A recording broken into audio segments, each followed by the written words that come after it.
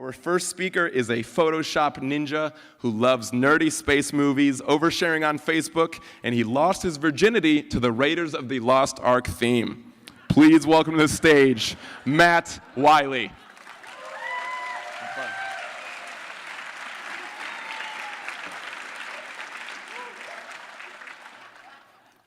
I love movies! Action, comedy, drama, torture genius films, everything. And as a popcorn-loving male between the ages of 18 and 35, I can enjoy almost every movie that comes out. It's as if the stories are tailored specifically for me and no one else. But that sucks! It sucks big time! Why? Slide change. There are more people than me that like movies. The very first Spider-Man film started this flood of superhero movies. This was the first time I could relate to a character that was similar to me. But every one since then has been about a guy that doesn't quite fit in. Why would we deprive anyone from feeling the joy of seeing someone that looks like them doing amazing things on screen? Recently, Disney was preventing Rey and Black Widow from appearing on toy packages. They justified this in saying boys aren't interested in watching girl movies or buying girl toys. This thinking is why we've never had a Wonder Woman movie, and we're now on our third Spider-Man. But they're wrong. Who saw Mad Max Fury Road? How fucking awesome was that?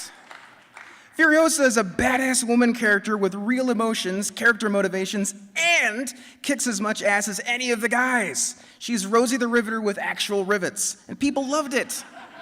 Still, many writers are completely unaware of gender bias in their stories, but there are several tests that can help. One is gender swapping. By changing everyone's gender in your story, it adds new narrative pathways that can expose character development flaws, gender bias, and add humor in unexpected places.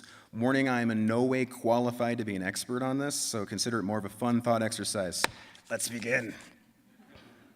Brotherhood of the Traveling Pants. 4 bros spend their first summer away from each other. As a symbol of their friendship, they decide to pass around and wear a magical pair of jeans that fit each of them despite being completely different sizes and shapes.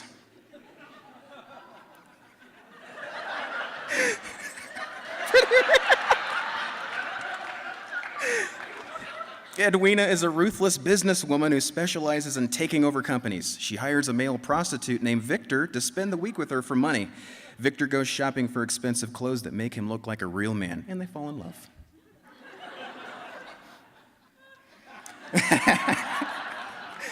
There are 2 Jen Lebowskis. One is a millionaire, the other is a stoned slacker who goes by the name The Dudette. Thugs confuse her with a millionaire, and soon her bowling buddies, Wanda and Donna, become embroiled in a complex kidnapping plot. I really couldn't help myself on this one.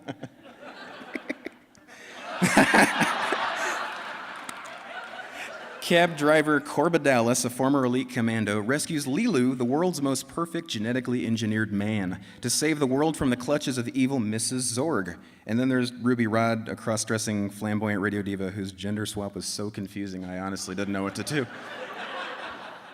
Spider-Woman.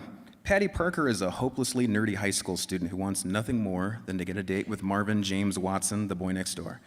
After being bitten by a super spider, Patty discovers that once she gets the fingering right, she's able to squirt long strands of a viscous white fluid from her wrists. Belle and Tedra's Excellent Adventure. Clueless high school students Belle and Tedra have to pass history class, or their band, the Wild Ponies, won't be able to usher in an era of world peace. Using a time machine, they kidnap famous historical figures including Jane Goodall, Nefertiti, Susan B. Anthony, Fanny Mendelssohn, King Tutankhamun, Greek mathematician Hypatia, Shang Dynasty warrior Queen Fu Hao, and Annie Oakley. I'd like to note how hard it was to find female equivalents to historical figures based on the restrictions put on the women at the time. Oh man. Air. Titanic. Ross doesn't want to get married, so he decides to jump off the back of the Titanic, but is saved by Jill Dawson, a broke artist. They go out to dinner together, then a dance party, and Jill teaches Ross how to spit like a woman. Ross takes Jill to his stateroom and displays his engagement present, the heart of the ocean, some kick-ass diamond cufflinks. At his request, Jill sketches Ross posing nude with him. "I believe you are blushing, Mrs. Big Artiste. I can't imagine Madame Cassatt blushing." After having sex in a car, the ship hits an iceberg and they end up floating in the Atlantic.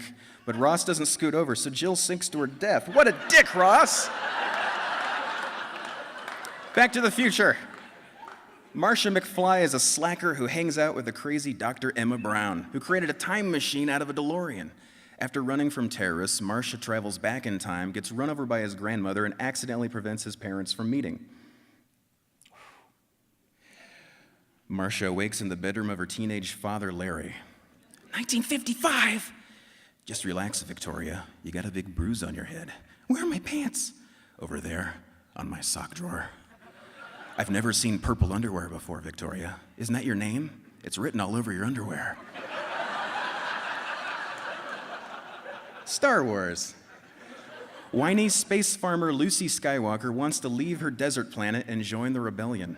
After her aunt and uncle are killed, she takes her 2 fembots to meet a crazy old lady with a laser sword, Obi-Wan Kenobi. They leave the planet with a scruffy pilot, Hannah Solo, and her furry co-pilot, Chewbacca.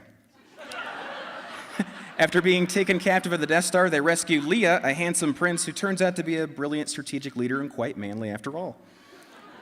After training with Yodla, Lucy thinks she's ready to face off with the mysterious Darth Vader. Obi-Wan, I'll never tell you the truth. She told me enough. She told me you killed her. No, Lucy, I am your mother. No! 4 years ago at Pachacachatan, I considered talking about a gender-swapped Ghostbusters where 3 disgraced college professors form a paranormal extermination business, which as a female-owned company is eligible for tax breaks. Then they meet a Sumerian demigoddess and a 100-foot marshmallow woman, but it's actually happening now. They're making a Ghostbusters movie where all the main cast are women. We're seeing the beginning of a cultural shift, and it's going to be huge. Now, guys, I don't get to do stuff like this. I'd love to get a photo of you guys. Could you scoot in just a little bit? All right. Thanks, man.